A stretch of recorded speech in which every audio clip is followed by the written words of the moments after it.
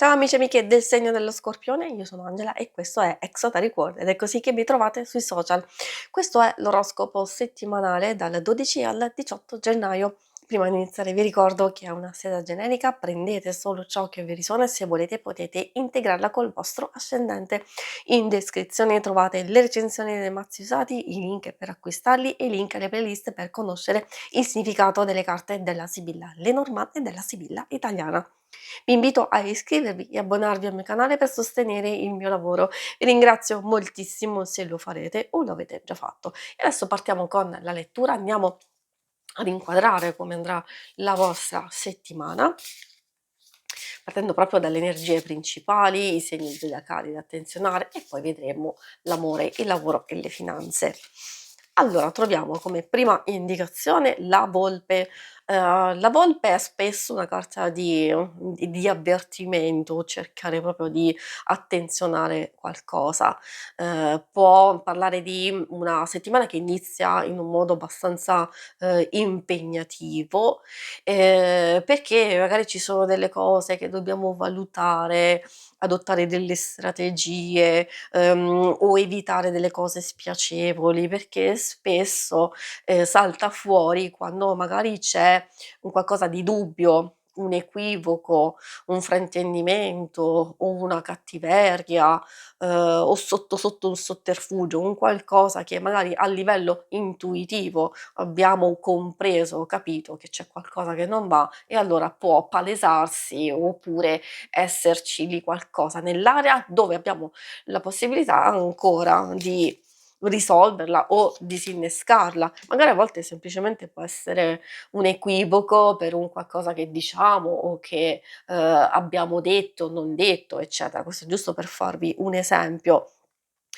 Può procedere anche in un modo abbastanza teso perché la caratteristica principale è proprio data da questi topini che sono bellini, certo, però un po' fastidiosi. Fastidiosi per il suo significato di sfiducia, di perdita di tempo o di, energia, fastidi, mancanze, magari delle cose che, sono delle preoccupazioni e che ci danno un po' di stress e di tensione. Spesso salta fuori quando, lasciamo troppo, alcune cose, nel passato, e cioè che trascuriamo, che aspettiamo, che tergiversiamo e quindi che perdiamo tempo e allora le cose possono aumentare, di impegno, di stress, o peggiorare per certi aspetti. Quindi abbiamo già delle carte di avvertimento che ci fanno capire che alcune cose che abbiamo lasciato e trascurato possono ingigantirsi oppure possono darci particolarmente fastidio.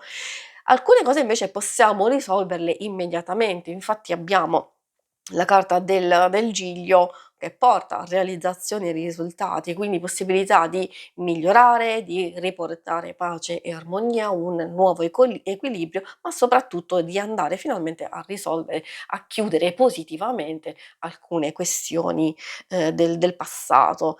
Soprattutto per quelle più pratiche, del lavoro o alcune incombenze che sono diventate un po', pesantucce e che si sono accumulate. I segni zodiacali da attenzionare particolarmente nella vostra settimana sono i segni di fuoco, Ariete, Leone e Sagittario, e troviamo anche un po' quelli di aria, Gemelli, Bilancia e Acquario.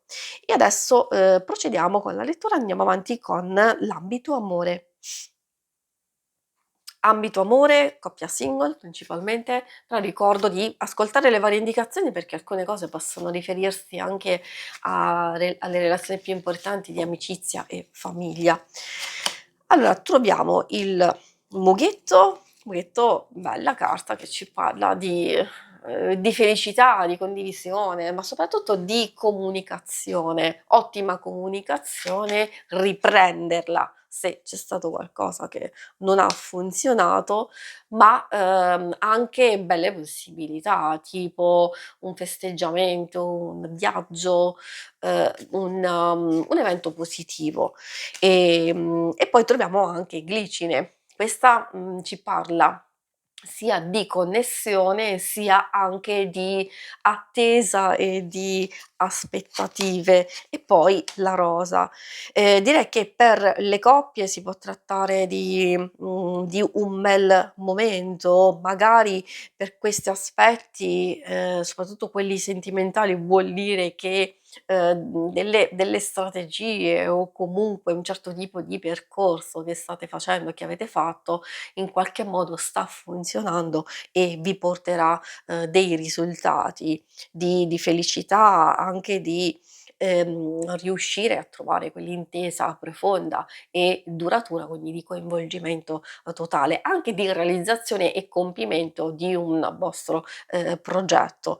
E poi alcune carte possono fare riferimento a evoluzione, e quindi un rapporto che si può intensificare, arrivare a un fidanzamento, non vuol dire anche magari un matrimonio o esserci un bell'anniversario, un qualcosa che si realizza, soprattutto e si consolida se c'è già una frequentazione, in corso, quindi passiamo al livello successivo.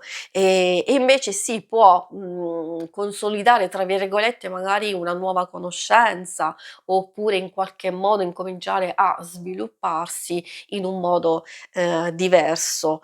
Altrimenti magari per chi non ha nessuno può esserci quello sviluppo, quelle novità interessanti e che veramente può essere una conoscenza interessante, direi molto interessante per questi nuovi sviluppi sentimentali.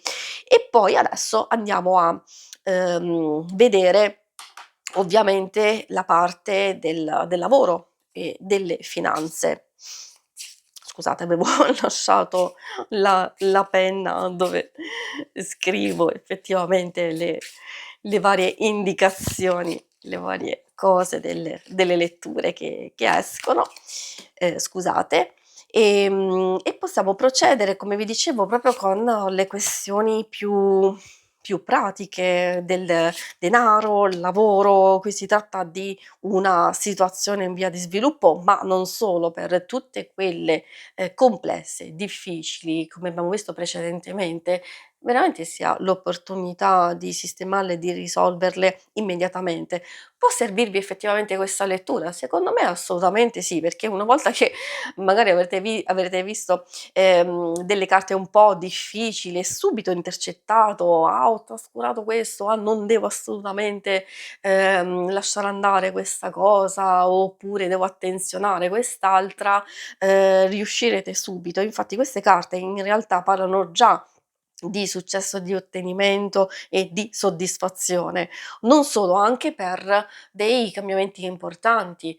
Può riguardare, l'intesa, una promessa, un'unione, qualcosa riguardo il contratto o una notizia per nuovi progetti, per intraprendere nuovi percorsi, anche possibili accordi e collaborazioni per realizzazioni, future. Quindi abbiamo veramente vari aspetti che possono essere interessanti, come abbiamo visto, sia per chi ha il lavoro, magari c'è la possibilità di, migliorare alcune questioni e risolvere definitivamente legate proprio al vostro ambiente e alle dinamiche lavorative, o anche se volete magari integrare, aggiungere un qualcosa che vi coinvolge, che vi appassiona. Questo può portare anche delle proposte interessanti, direi soprattutto per chi è in cerca.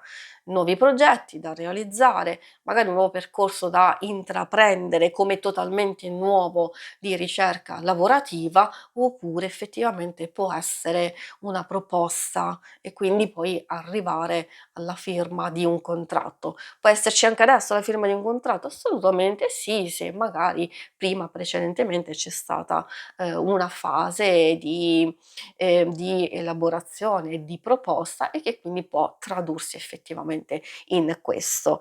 Si conclude qui la lettura, vi ringrazio per avermi seguita, se volete in alto a destra trovate il logo per iscrivervi al canale, mentre in basso trovate le schermate per vedere il vostro oroscopo mensile e il lunare quindicinale. Alla prossima, vi auguro una buona settimana. Ciao!